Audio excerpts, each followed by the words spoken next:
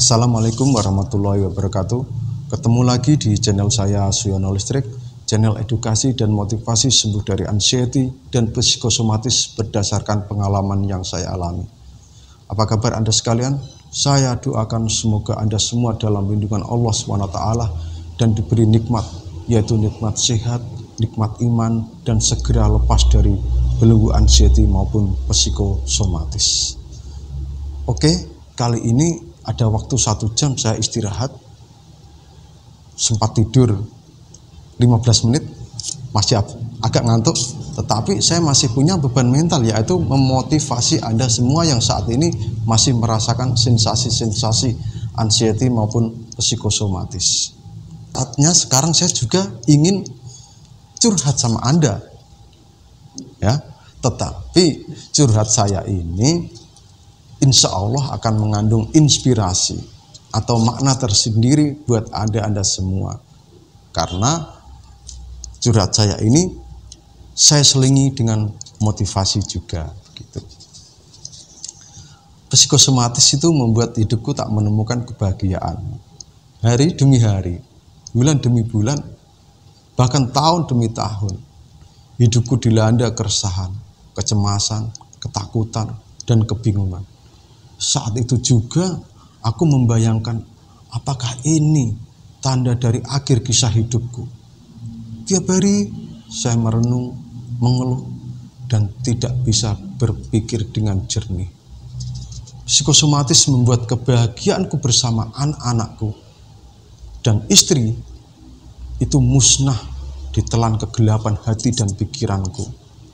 Dulu, sewaktu aku masih sehat, melihat anak-anakku bermain, bercanda, kadang saling berebut mainan, itu adalah hiburan bagiku di saat lelah. Tapi saat psikosomatis, candaan anak, teriakan anak, tangisan anak, itu membuat aku geram, marah. Dan ujung-ujungnya aku selalu menjadikan anakku sasaran kemarahan dan kejengkelanku. Terus perubahan yang ada di hati dan pikiran, di jiwa dan ragaku, membuat aku berpikir, apa ini pertanda aku akan segera meninggalkan mereka untuk selamanya? Ya Allah, ampunilah dosaku ya Allah. Aku merasa hidup segan, mati tak mau. Saya pernah berpikir, apakah ini azab untukku? Ataukah ini pertanda bahwa Allah akan memanggilku? Nah, itu yang saya pikirkan. Terus saya juga pernah berontak. Saya sudah berusaha ganti dokter sana, ganti dokter sini, berobat ke sana, berobat ke sini, minum herbal ini, minum herbal itu, ke pengobatan alternatif sana, ke pengobatan alternatif sini. Tetapi kenapa saya ini tidak bisa sembuh? Berontak hatiku saat itu. Rasanya aku ingin menangis sekencang-kencangnya. Pernah suatu hari, aku itu panggil bapak, ibu, dan Mbak Yuku. Mbak Yu itu kalau kakak perempuan, karena saya hanya punya 1 kakak dan tidak punya adik. Ya. Jadi pernah saya memanggil bapak, ibu, dan Mbak Yuku untuk datang ke rumah. Ya. Aku ceritakan semua apa yang aku alami.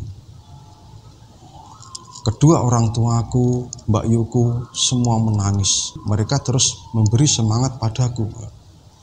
Ibuku menasihatiku begini, ingat Yon, anakmu itu masih kecil-kecil. Apa kamu tega meninggalkan mereka semua? Lihatlah anak-anakmu itu, pandang anakmu. Terus aku memandang ke arah anakku, ke arah istriku. Aku belai anakku itu. Saya belai rambutnya, saya cium pipinya. Saat itu juga anakku menangis semua. Aku berpikir, apakah hidupku akan berakhir saat itu?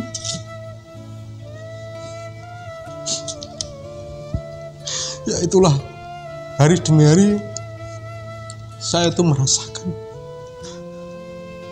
merasakan sensasi itu. Jadi saya hampir putus asa. Saya itu juga aku mulai berpikir sedikit demi sedikit. Dalam hatiku berkata, ya, apa kata ibuku itu benar sekali. Aku terus menatap wajah anakku, wajah istri, ya, istriku yang selama kurang lebih 17 tahun setia menemaniku.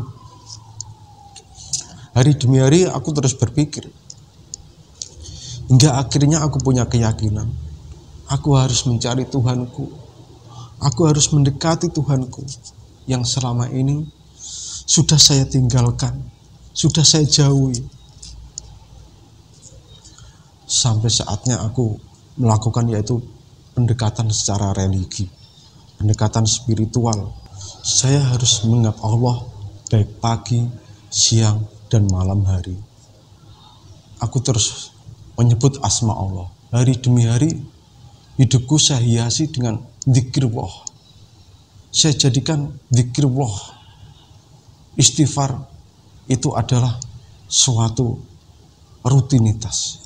Tiap hari saya lakukan itu dengan penuh kesabaran, dengan penuh keyakinan, dan dengan penuh ketawaduan.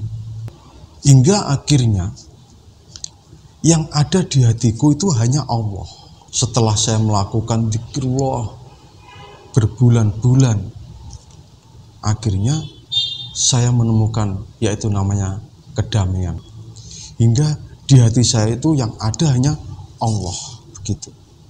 Di hati saya itu yang ada hanya Allah. Akhirnya dengan kesabaran disertai ikhtiar, sedikit demi sedikit aku bisa move on dari keterpurukan itu. Dan alhamdulillah aku menemukan kesembuhan. Kebahagiaan yang lama tidak saya rasakan, akhirnya saya temukan. Dan saya rasakan lagi sampai sekarang, hingga saya bisa memberikan motivasi kepada Anda semua, ya. Saatnya Anda mulai sekarang, selain berobat, lakukan pendekatan religi. Cari Allah, dekati Allah, minta pada Allah. Lakukan 3O, IDM dengan khusyuk dan penuh keyakinan, serta diiringi dengan kesabaran. Introspeksi Anda, berbenah, segera hijrah. Hijrah dari keterpurukan menuju ke kebahagiaan. Hijrah dari sifat-sifat yang mungkin dulu kita khilaf, ya, menuju sifat yang penuh dengan kebaikan. Memang untuk merubah sifat itu susah, karena sifat itu adalah bawaan. Tetapi dengan kemauan sedikit demi sedikit, sifat kita itu akan ada perbaikan, ya, begitu. Dan yakinlah, sesungguhnya kesembuhan itu ada di tangan Allah.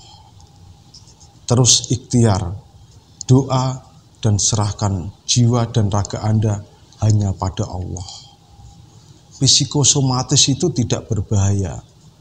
Yang berbahaya itu adalah respon kita dalam menanggapi sensasinya, begitu. Ingat ya, psikosomatis itu tidak berbahaya. Yang berbahaya itu justru respon kita dalam menanggapi sensasinya. Anda harus semangat, awali dengan niat, tekad, dan penuh dengan keyakinan. Kalau saya bisa sembuh dari keterpurukan itu, saya yakin Anda juga pasti bisa. Karena kemampuan seseorang untuk membenahi dirinya itu, saya kira sama-sama punya potensi untuk berubah. Hanya itu saja. Wassalamualaikum warahmatullahi wabarakatuh.